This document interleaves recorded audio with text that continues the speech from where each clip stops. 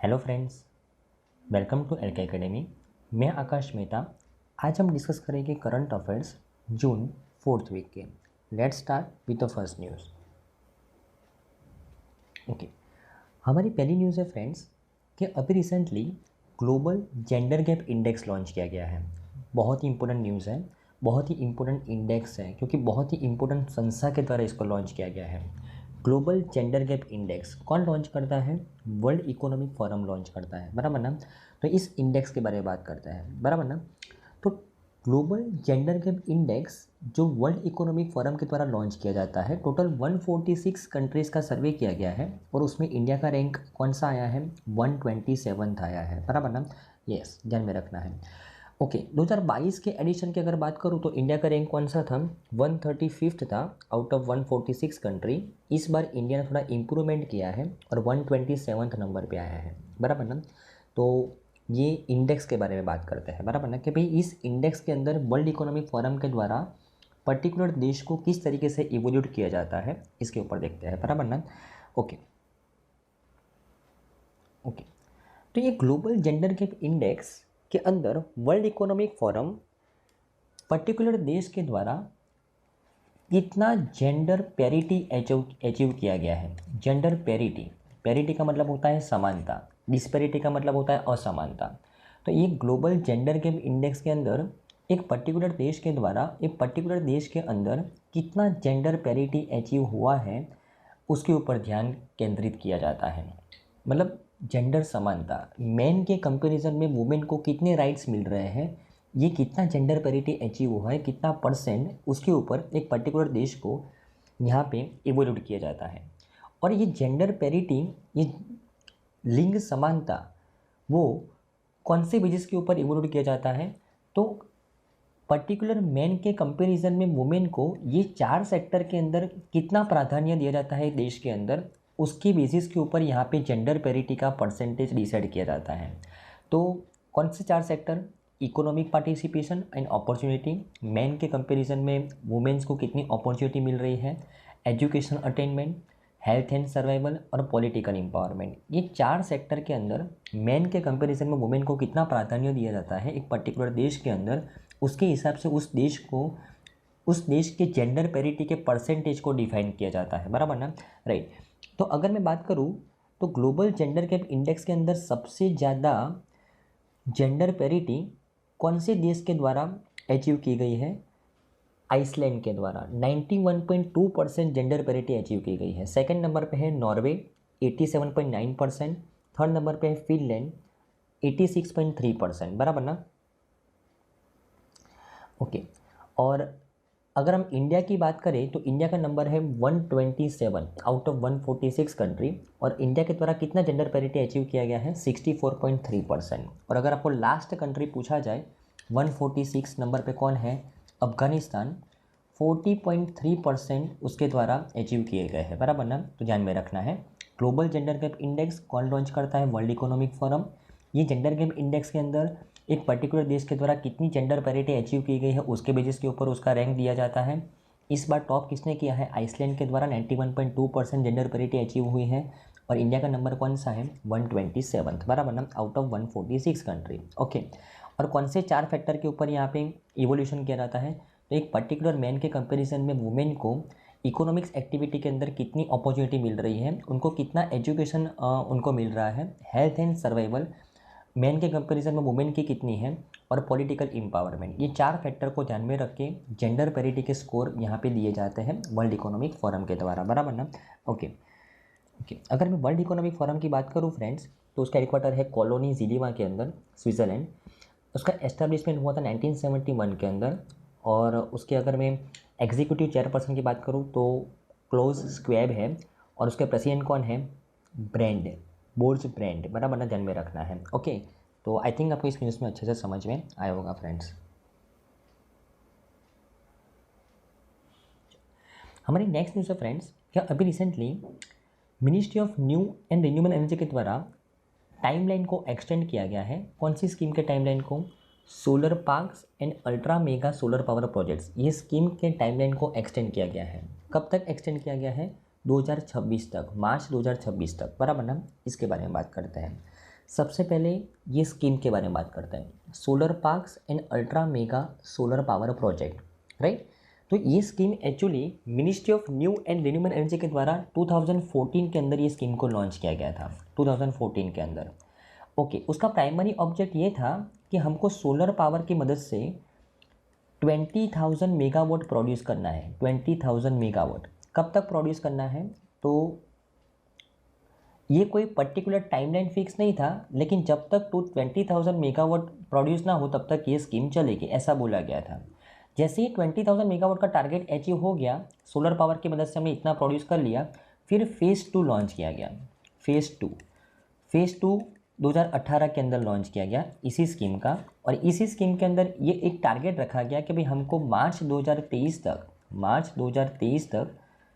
40,000 megawatt produce करना है, 40,000 megawatt produce करना है इस सोलर पावर की मदद से, बराबर ना। ओके, तो अभी तक ये टारगेट अचीव नहीं हुआ है मार्च 2023 तक, बराबर ना। इसके लिए उसका टाइमलाइन एक्सटेंड किया गया है। कब तक एक्सटेंड किया गया है, 2026 तक उसको एक्सटेंड किया गया है, बराबर ना, राइट। ओके, तो बैकग्राउंड समझ में आया। कब लॉन्च किया गया था ये scheme, ministry of new and renewable energy के द्वारा 2014 के अंदर, 2014 के अंदर। प्राइमरी टारगेट था जब तक 20,000 मेगावाट सोलर पावर से प्रोड्यूस ना हो तब तक ये स्कीम चलेगा। ओके, ये टारगेट खत्म हो गया, फिर फेज़ 2 लॉन्च किया गया 2018 के अंदर। 40,000 मेगावाट का टारगेट रखा गया, बराबर ना। 2023 तक उसको अचीव करना था, लेकिन वो अचीव नहीं हो पाया, इसके लिए उसका टाइमलाइन एक्सटेंड कर दिया गया है, बराबर ना। ओके, अभी ये स्कीम के अंदर में क्या बेनिफिट प्रोवाइड किए जाते हैं उसके बारे में बात करते हैं। तो एक्चुअली इस स्कीम के अंडर में अगर आपको पता हो फ्रेंड्स कि अगर फॉर एग्जांपल आपके घर के ऊपर अगर सोलर रूफटॉप है, सोलर रूफटॉप, अगर ये सोलर रूफटॉप आपके घर के ऊपर है, उसका जो नॉर्मल कैपेसिटी होता है वो 2 किलोवाट का पावर जनरेट करता है, 2 किलोवाट का। लेकिन ये सोलर रूफटॉप को एस्टैब्लिश करने के लिए, उसको माउंट करने के लिए आपका टोटल अप्रोक्सीमेटली 60 से 70 हज़ार रुपये का खर्चा हुआ होगा। 70,000 के इन्वेस्टमेंट के बाद, ये तो सब्सिडाइज प्राइस में बोल रहा हूँ, बराबर ना। इस 70,000 के इन्वेस्टमेंट के बाद कितना पावर प्रोड्यूस हो रहा है, मात्र 2 किलोवाट। तो अगर आप सोचो, अगर आपको मेगावाट के अंदर पावर को जनरेट करना हो तो इनिशियल इन्वेस्टमेंट सोलर एनर्जी के अंदर बहुत ज़्यादा लगता है, राइट। इसके लिए लेकिन हमको रिन्यूएबल एनर्जी का ज़्यादा से ज़्यादा यूज़ करना है, और सोलर एनर्जी एक ऐसा सोर्स है वो कभी भी ख़त्म नहीं होने वाला है, बराबर ना।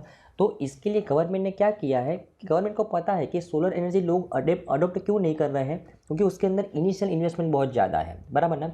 तो गवर्नमेंट ने एक स्कीम लॉन्च की है, स्कीम का नाम है solar parks and ultra mega solar power project, 2014 के अंदर।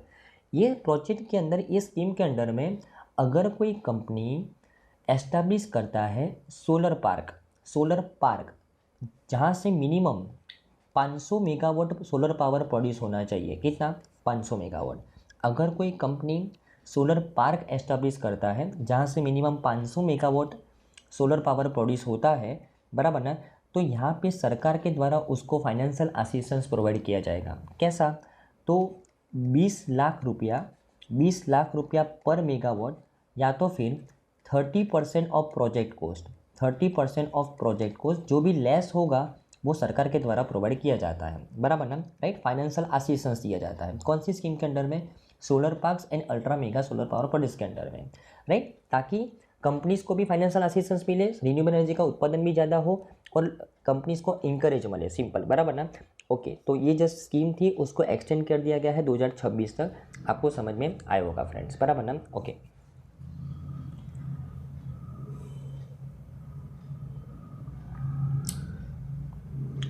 जैसे मैंने आपको बताया फर्स्ट फेज़ उसका 2014 के अंदर लॉन्च किया गया था, 20,000 मेगावाट प्रोड्यूस करना था। सेकंड फेज़ उसका 2018 के अंदर लॉन्च किया गया है, बराबर 40,000 मेगावाट का, बराबर ना।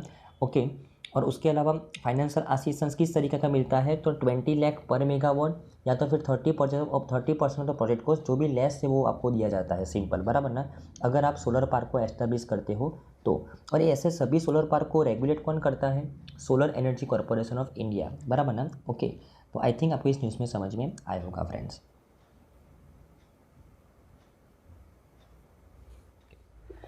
हमारी नेक्स्ट न्यूज़ है फ्रेंड्स कि अभी इंडिया और यूएस के द्वारा लॉन्च किया गया है Indus x for the technology and defence industry cooperation, उसके बारे में बात करते हैं, बराबर ना। ओके, तो देखो यहाँ पे इंडिया और यूएस के द्वारा साथ में मिलके एक संस्था का एस्टेब्लिशमेंट किया गया है। उस संस्था का नाम है Indus X to boost technology and defence industry cooperation. अभी देखो ये इंडस एक्स वो इंडिया और यूएस का इनिशिएटिव है ताकि दोनों देशों के अंदर डिफेंस सेक्टर और टेक्नोलॉजी सेक्टर के अंदर इन्वेस्टमेंट बढ़े, नॉलेज ट्रांसफ़र बढ़े और उनका ग्रोथ हो सके। ओके, अभी देखो आपको पता होगा फॉरेन डायरेक्ट इन्वेस्टमेंट के बारे में, एफडीआई के बारे में, फॉरेन डायरेक्ट इन्वेस्टमेंट। अगर कोई फॉरेन कंपनी कोई फॉर एग्जांपल भारतीय कंपनी के अंदर इन्वेस्टमेंट करती है, 10% से ज़्यादा शेयर होल्डिंग रखती है, राइट, तो मतलब उसको क्या माना जाता है, फॉरेन डायरेक्ट इन्वेस्टमेंट माना जाता है, बराबर ना। ओके, ये फॉरेन डायरेक्ट इन्वेस्टमेंट शुरुआत में मैक्सिमम 49% ऑटोमेटिक रूट से होता था। ऑटोमेटिक रूट का मतलब without the approval of government, बराबर ना। फिर धीरे धीरे उसकी लिमिट बढ़ा के 74% ऑटोमेटिक रूट से हो रहा है फॉरेन डायरेक्ट इन्वेस्टमेंट। और अभी कुछ कुछ क्षेत्र के अंदर 100% foreign direct investment automatic route से हो रहा है, मतलब without approvement of the government FDI कोई दूसरे देश से भारत के अंदर आ सकती है कुछ सेक्टर्स के अंदर। तो उसमें डिफेंस सेक्टर भी शामिल है। डिफेंस सेक्टर के अंदर भी 100% एफडीआई ऑटोमेटिक रूट से होता है without the approval of the government, right. ऐसा नहीं है कि हर एक डिफेंस सेक्टर की हर एक चीज़ों के अंदर जो सिक्योरिटी कंसर्न्स वाली चीज़ें नहीं है उसकी बात कर रहा हूँ, बराबर ना। ओके, लेकिन ये 100% एफडीआई ऑटोमेटिक रूट से होना मतलब उसको रेगुलेट कौन करेगा, तो हम ये ऐसे देशों को हम परमिशन देते हैं कि जिसके साथ हमने ऐसी संस्थाएं एस्टेब्लिश करी है। तो यहाँ पे इंडिया और यूएस के द्वारा एक संस्था एस्टेब्लिश की गई है कि भाई फॉरेन के अंदर से डिफेंस सेक्टर के अंदर और टेक्नोलॉजी सेक्टर के अंदर जितना भी इन्वेस्टमेंट आएगा फॉरेन के अंदर से, पर्टिकुलर यूएस के अंदर से, बराबर ना, तो उसके लिए गवर्नमेंट को अप्रूवमेंट देने की ज़रूरत नहीं है। ये सब काम कौन संभालेगा, ये संस्था संभालेगी। तो जिस तरीके से यूएस के अंदर से इंडिया में इन्वेस्टमेंट आएगा तो ये संस्था संभालेगी, उसी तरीके से इंडिया के अंदर से यूएस में जाएगा तब भी ये संस्था संभालेगी। Without approvement of the government FDI हो सकेगा दोनों देशों के अंदर डिफेंस और टेक्नोलॉजी सेक्टर के अंदर। आई थिंक आपको समझ में आया होगा फ्रेंड्स, बराबर ना। ओके,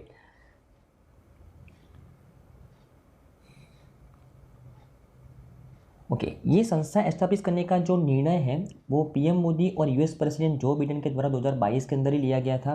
कौन से प्रोग्राम के अंडर में, US India initiative on critical and emerging technology, iCET के अंडर में, ध्यान में रखना है, बराबर ना। ओके, तो आई थिंक आपको समझ में आया होगा फ्रेंड्स, बराबर ना। हमारी नेक्स्ट न्यूज़ है फ्रेंड्स, इंडियन रेलवे ने अभी साइन किया है MOU with the US agency for international development to combat the climate change, उसके बारे में बात करते हैं, बराबर ना। ओके, अभी एक्चुअली ये न्यूज़ क्या है, फॉर एग्जांपल हमने पढ़ा है कि नेट ज़ीरो एमिशन क्या होता है। Net zero emission, net zero emission क्या होता है फ्रेंड्स, कि फॉर एग्जांपल कोई एक संस्था जितना भी कार्बन एमिशन क्रिएट कर रही है उतनी इक्विवेलेंट मात्रा में उसको रिन्यूएबल एनर्जी का यूज़ करना होता है ताकि एटमॉस्फेयर के अंदर उसकी वजह से इफेक्ट नेट ज़ीरो हो, प्रोड्यूस हो, बराबर ना। तो ऐसे एमिशन को बोला जाता है net zero emission. Carbon emission तो होगा ही होगा अगर आप कोई इंडस्ट्रियल एक्टिविटी करते हो तो, लेकिन जितनी मात्रा में आप कार्बन एमिशन कर रहे हो उतनी मात्रा में अगर आप रिन्यूएबल एनर्जी का यूज़ कर रहे हो मतलब आप एटमॉस्फेयर के ऊपर नेट ज़ीरो इफेक्ट क्रिएट कर रहे हो, बराबर ना। इसको बोला जाता है नेट ज़ीरो एमिशन। तो अगर मैं देश की बात करूं तो इंडिया का टारगेट कब तक का है नेट ज़ीरो एमिशन अचीव करने का, 2070 तक का है। मतलब इंडिया के द्वारा जितना भी कार्बन एमिशन हो रहा है उसकी इक्विवेलेंट मात्रा में इंडिया कब रिन्यूएबल एनर्जी प्रोड्यूस करेगा, 2070 के अंदर। लेकिन अगर मैं मिनिस्ट्री ऑफ रेलवे की बात करूँ, इंडियन रेलवे की, तो इंडियन रेलवे का टारगेट है 2030 तक उसको नेट ज़ीरो एमिशन क्रिएट करना है। मतलब रेलवे के माध्यम से जितना भी कार्बन एमिशन क्रिएट हो रहा है उसके इक्विवेलेंट मात्रा में वो रिन्यूएबल एनर्जी कब तक प्रोड्यूस करेगा, 2030 तक। और ये 2030 तक नेट ज़ीरो एमिशन अचीव करने के लिए इंडियन रेलवे को 30,000 मेगावाट रिन्यूएबल एनर्जी प्रोड्यूस करना पड़ेगा। तो ये 30,000 मेगावाट रिन्यूएबल एनर्जी प्रोड्यूस करने के लिए उसको टेक्निकल और फाइनेंशियल असिस्टेंस कौन प्रोवाइड करेगा? US agency for international development. US agency for international development ये फाइनेंशियल असिस्टेंस उसको प्रोवाइड करेगी इंडियन रेलवे को उसके टारगेट को अचीव करने के लिए। आई थिंक आपको इस न्यूज़ में समझ में आया होगा। ये US agency for international development क्या है? तो अपनी मेंबर कंट्रीज़ को डेवलपमेंट के लिए पैसा लोन पे प्रोवाइड करती है। जैसे वर्ल्ड बैंक है जो अपनी मेंबर कंट्रीज़ को पैसा देती है, लोन देती है, एशियन डेवलपमेंट बैंक है, उसी तरीके से US agency for international development है, बराबर ना। तो उसने अभी इंडियन रेलवे के साथ पार्टनरशिप की है to combat the climate change, बराबर ना। ओके, तो आई थिंक आपको समझ में आया होगा friends.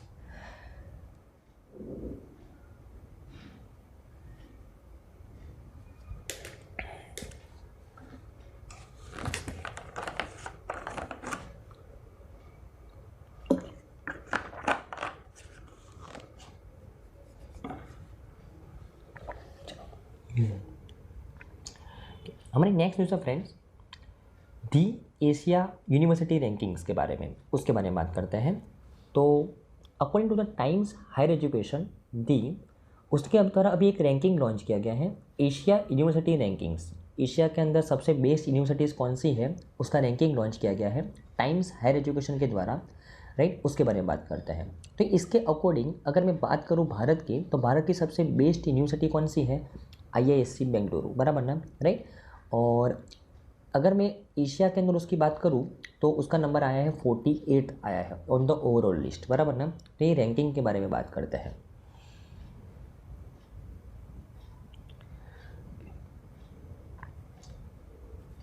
Okay, the list is topped by, ये लिस्ट को टॉप किसके द्वारा किया गया? तो चाइना की सिंगुआ यूनिवर्सिटी है उसके द्वारा टॉप किया गया है। उसके बाद सेकंड नंबर पे पेकिंग यूनिवर्सिटी चाइना की है, सेकंड नंबर पे आई है। उसके बाद थर्ड नंबर पे सिंगापुर की national university of the Singapore, वो थर्ड नंबर पे आई है, बराबर ना। ओके, टोटल ये जो टाइम्स हायर एजुकेशन के द्वारा ये एशिया यूनिवर्सिटी रैंकिंग्स के अंदर कितनी यूनिवर्सिटीज़ का सर्वे किया गया है? 669 यूनिवर्सिटीज़ का सर्वे किया गया है, बराबर ना। जो लास्ट ईयर 616 का सर्वे किया गया था, बराबर ना।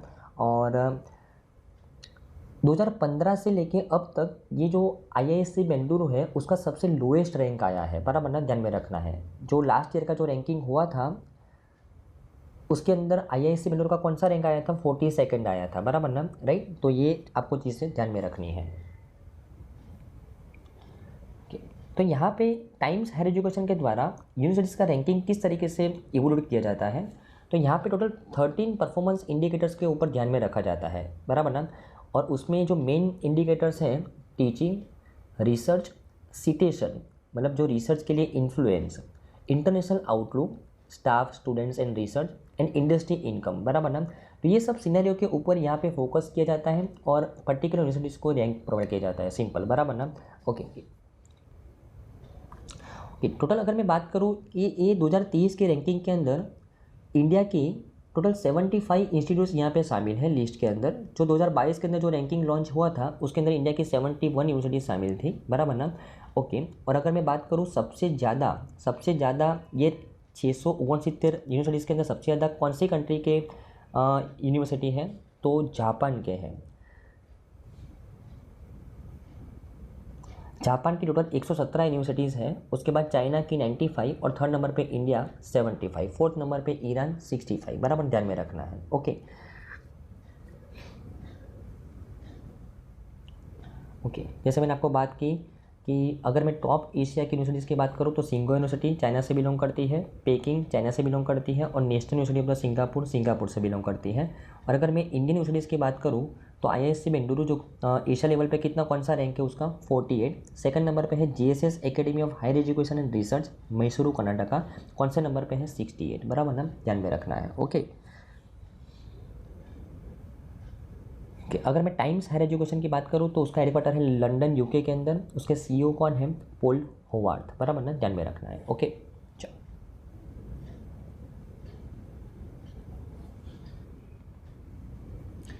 हमारी नेक्स्ट न्यूज़ है फ्रेंड्स कि स्काईरूट के द्वारा अभी सक्सेसफुली टेस्ट किया गया है रामन 1 इंजन को, which is design to use in the Vikram 1 rocket, बराबर ना। इसके बारे में बात करते हैं।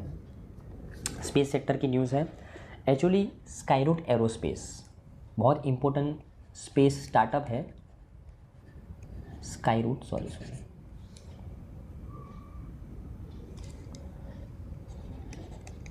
स्काईरूट एरोस्पेस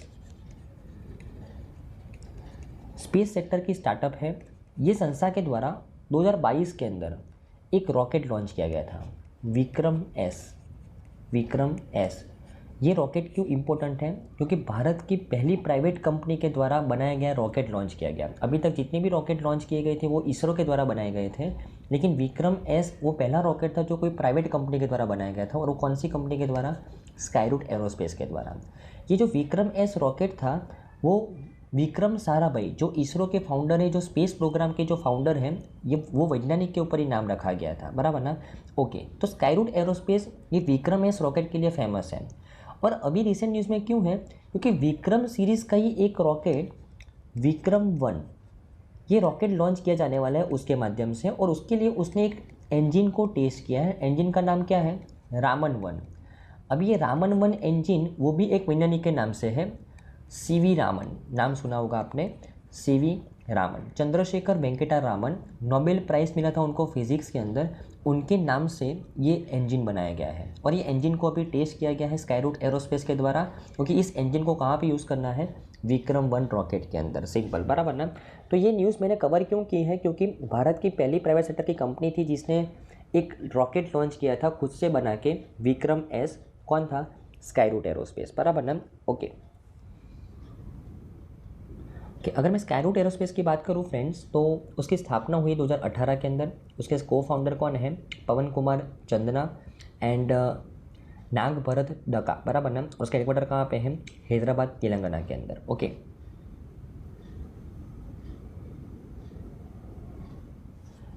हमारी नेक्स्ट न्यूज़ है फ्रेंड्स, कैबिनेट के द्वारा कुछ अप्रूवमेंट्स दिए गए थे, बराबर, 28 जून को। उसके बारे में बात करते हैं, बराबर ना? और सबसे पहला अप्रूवमेंट की अगर मैं बात करूँ तो कैबिनेट के द्वारा एक बिल को अप्रूव किया गया। कौन सा bill? Introduction of NRF bill. NRF का फुल फॉर्म है नेशनल रिसर्च फाउंडेशन बिल। उसको अभी अप्रूवमेंट किया गया है कैबिनेट के द्वारा। उसके बारे में बात करते हैं। तो एक्चुअली ये नेशनल रिसर्च फाउंडेशन एनआरएफ, ये संस्था भारत के अंदर जितनी भी रिसर्च एक्टिविटी हो रही है, चाहे फिर वो लेबोरेटरीज़ के अंदर हो, चाहे फिर वो कोई यूनिवर्सिटीज़ के अंदर हो, कोई भी जगह पे अगर कोई रिसर्च एक्टिविटी हो रही है, तो ये रिसर्च एक्टिविटी को रेगुलेट कौन करेगा? नेशनल रिसर्च फाउंडेशन, एनआरएफ, बराबर ना? ये एनआरएफ ये संस्था कौन सी संस्था को रिप्लेस करेगी? Science and education research board, ये संस्था को रिप्लेस करेगी, जिसका शॉर्ट फॉर्म है सर्ब। तो ये जो संस्था है science and education research board, ये अभी तक department of science and technology, ministry of science and technology के अंडर में काम कर रही थी। ये संस्था को रिप्लेस कौन सी संस्था करेगी? National research foundation. ये संस्था भी ministry of science and technology के अंडर में काम करेगी, बराबर ना? ओके, अगर मैं ये संस्था नेशनल रिसर्च फाउंडेशन की अगर बात करूँ तो ये संस्था के प्रेसिडेंट कौन रहेंगे?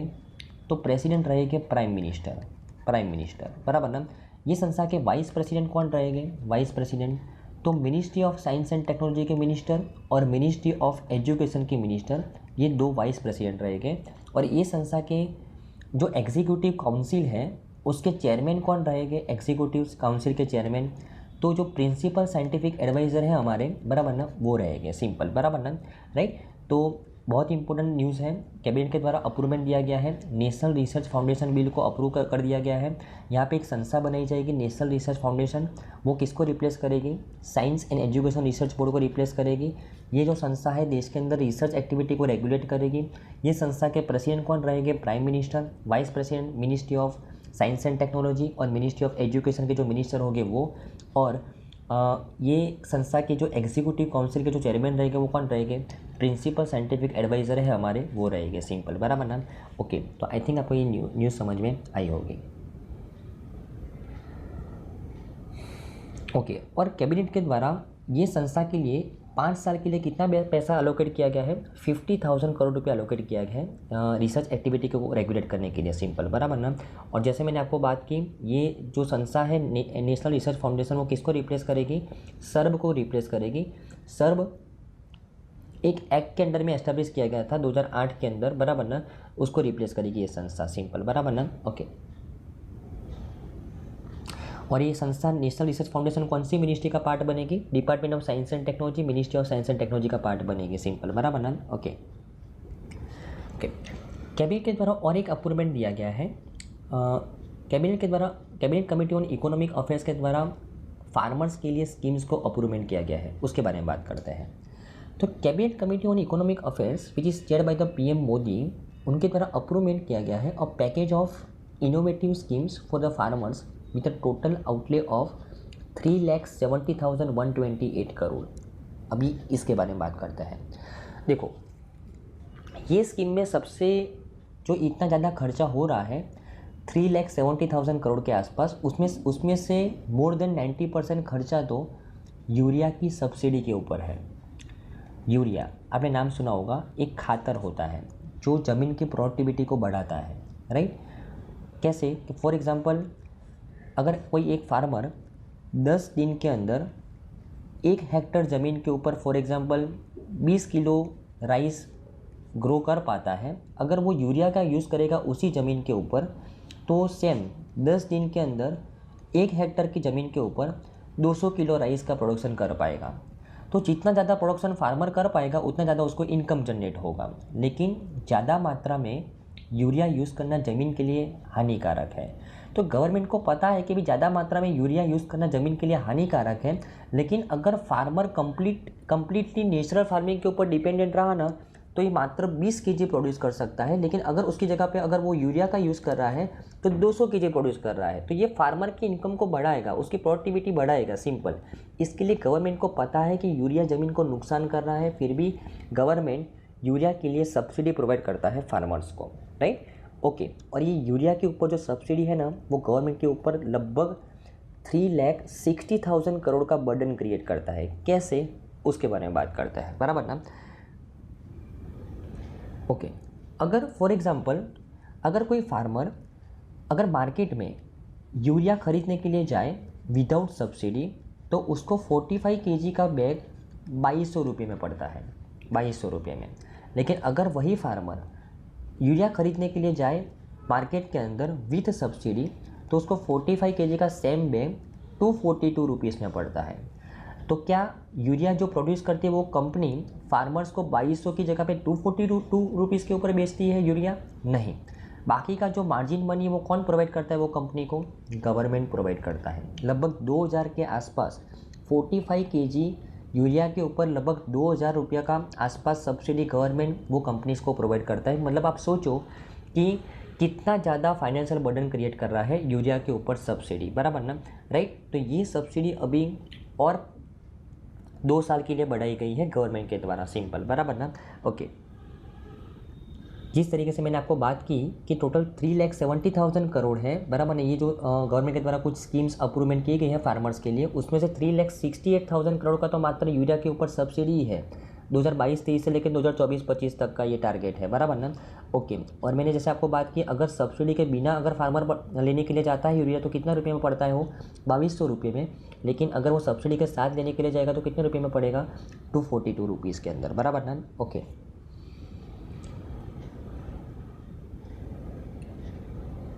हमारे नेक्स्ट न्यूज़ है फ्रेंड्स, स्वच्छ सर्वेक्षण 2023 के बारे में, राइट? तो इसके बारे में बात करते हैं। सबसे पहले तो इस न्यूज़ को समझने से पहले आपको स्वच्छ भारत मिशन के बारे में पता होना चाहिए। स्वच्छ भारत मिशन जो गवर्नमेंट के द्वारा मिनिस्ट्री ऑफ हाउसिंग नहीं, स्वच्छ भारत मिशन जो गवर्नमेंट के द्वारा कब लॉन्च किया गया था? 2014 के अंदर, 2 अक्टूबर 2014 के अंदर। स्वच्छ भारत मिशन के 2 पार्ट हैं, स्वच्छ भारत मिशन अर्बन और स्वच्छ भारत मिशन ग्रामीण, राइट? जो स्वच्छ भारत मिशन अर्बन वाला जो पार्ट है वो ministry of housing and urban affairs के द्वारा इम्प्लीमेंट किया जाता है। स्वच्छ भारत मिशन जो ग्रामीण वाला जो पार्ट है, जो मिनिस्ट्री ऑफ रूरल डेवलपमेंट और मिनिस्ट्री ऑफ जल शक्ति के द्वारा इम्प्लीमेंट किया जाता है, बराबर ना? तो यहाँ पे स्वच्छ भारत मिशन 2014 के अंदर लॉन्च किया गया था, राइट? इसके 2 पार्ट हैं, अर्बन और ग्रामीण।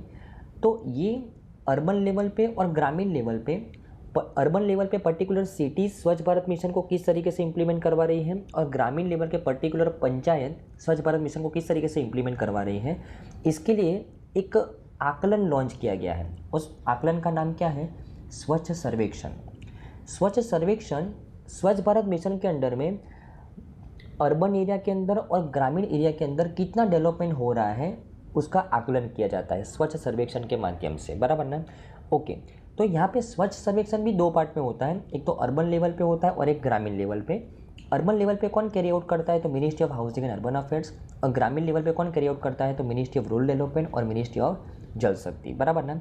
ओके, तो यहाँ पे अभी जो रिसेंट न्यूज़ में है कि ministry of housing and urban affairs के द्वारा स्वच्छ सर्वेक्षण लॉन्च किया गया है, मतलब स्वच्छ भारत मिशन अर्बन वो सिटी लेवल पे किस तरीके से इम्प्लीमेंट हो रहा है उसका आकलन किया गया है, सिंपल, बराबर ना।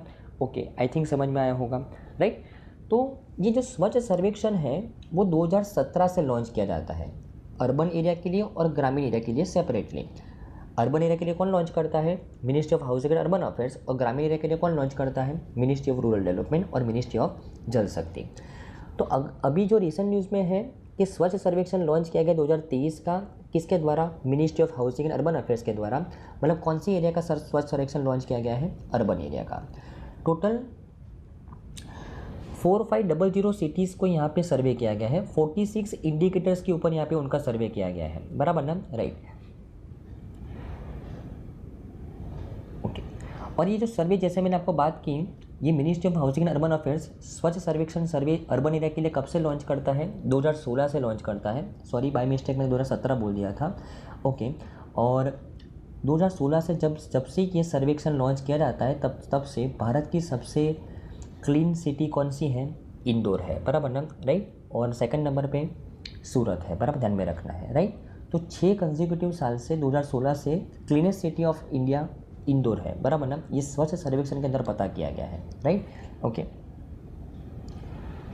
अगर मैं स्वच्छ सर्वेक्षण की बात करूं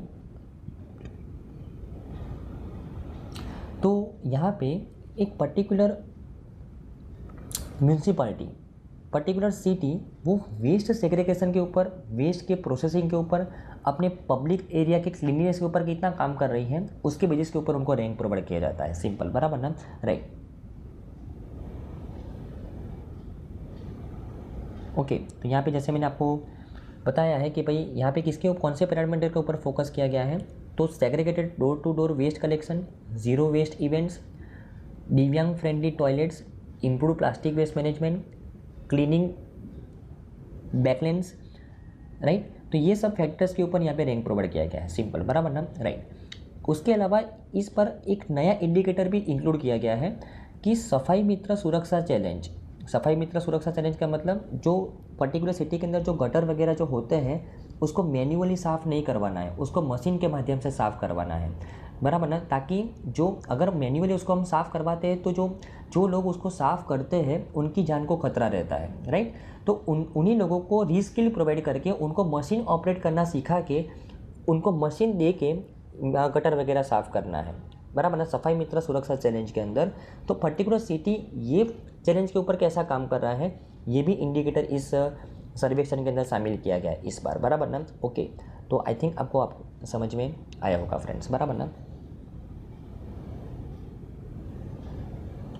ओके, और सिटीजन्स का फीडबैक भी लिया जाता है ये सर्वे के अंदर, और सिटीजन्स अपनी फीडबैक को कहाँ पे दे सकते हैं, तो vote for my city application, vote for my city portal, my government application, स्वच्छता एप्लीकेशन और QR कोड के माध्यम से भी वो अपने फीडबैक दे सकते हैं, बराबर ना। Okay,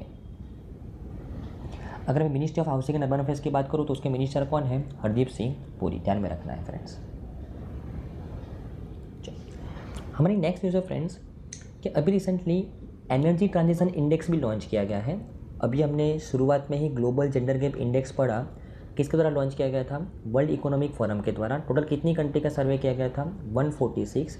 global gender gap index के अंदर कौन सा देश जेंडर पैरिटी कितनी अचीव किया है उसके ऊपर उसको रैंकिंग प्रोवाइड किया जाता है।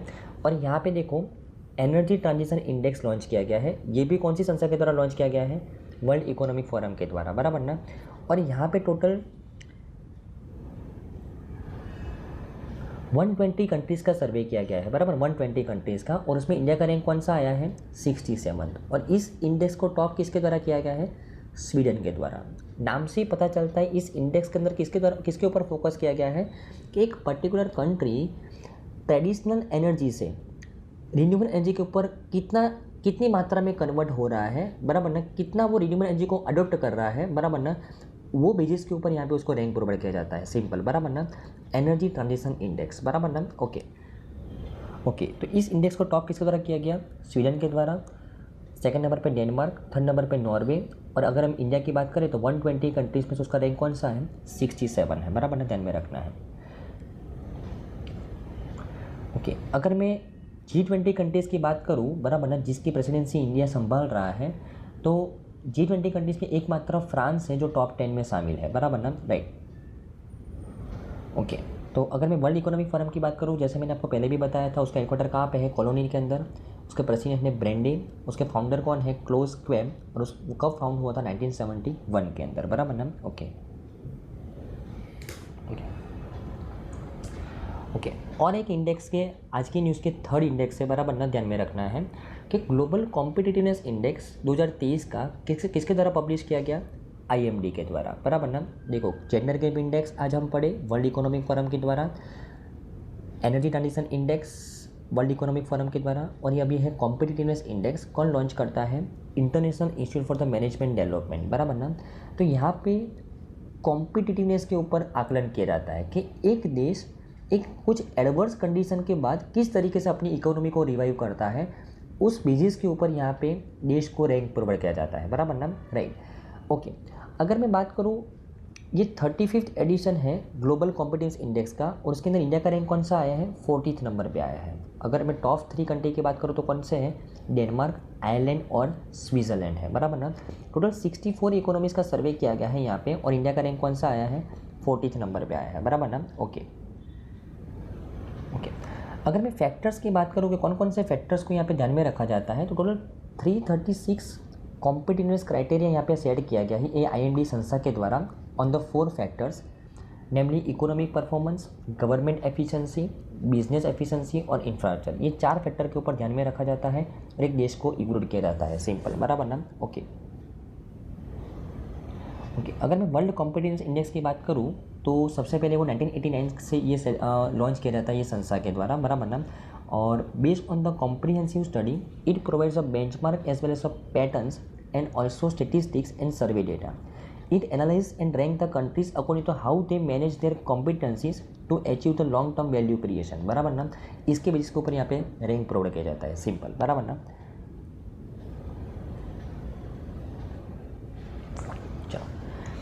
हमारी नेक्स्ट न्यूज़ है फ्रेंड्स कि अभी रिसेंटली उत्प्रेरक लॉन्च किया गया है। यहाँ पे उत्प्रेरक एक सेंटर ऑफ एक्सलेंस का नाम है, उत्प्रेरक, उसका फुल फॉर्म है उन्नत तकनीकी प्रदर्शन केंद्र,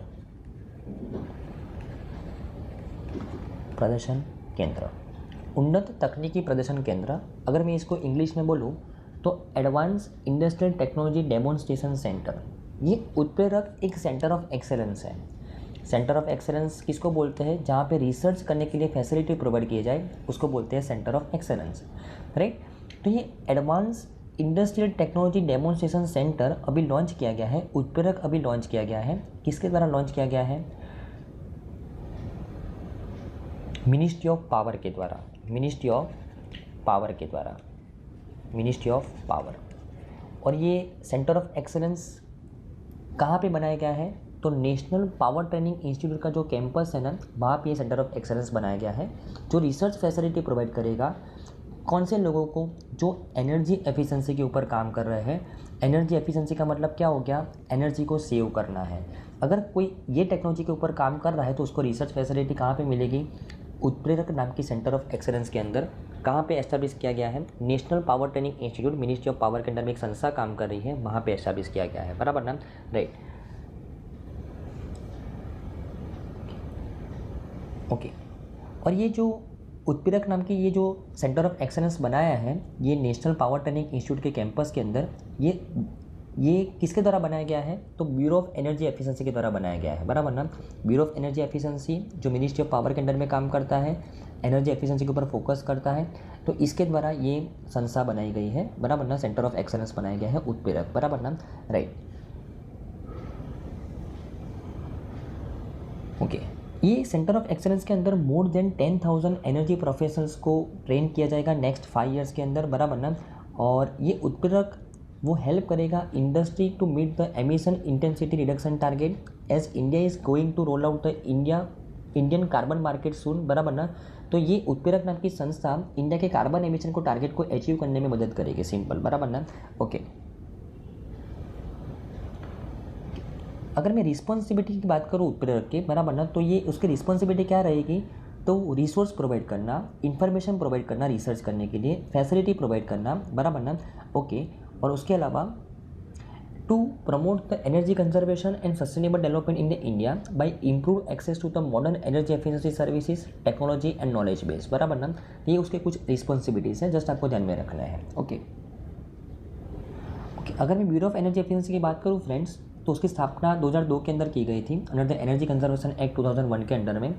उसके डायरेक्टर जनरल कौन है, अभय बाकरे, न्यू दिल्ली के अंदर उसका हेडक्वार्टर है। और उसके प्राइम पेरेंट मिनिस्ट्री और कौन सी मिनिस्ट्री में काम करता है, मिनिस्ट्री ऑफ पावर के अंडर में, बराबर ना। ओके, तो आई थिंक आपको इस न्यूज़ में समझ में आया होगा। ओके, तो आई थिंक फ्रेंड्स आज की सभी न्यूज़ के अंदर आपको अच्छे समझ में आया होगा friends. Thank you friends, bye.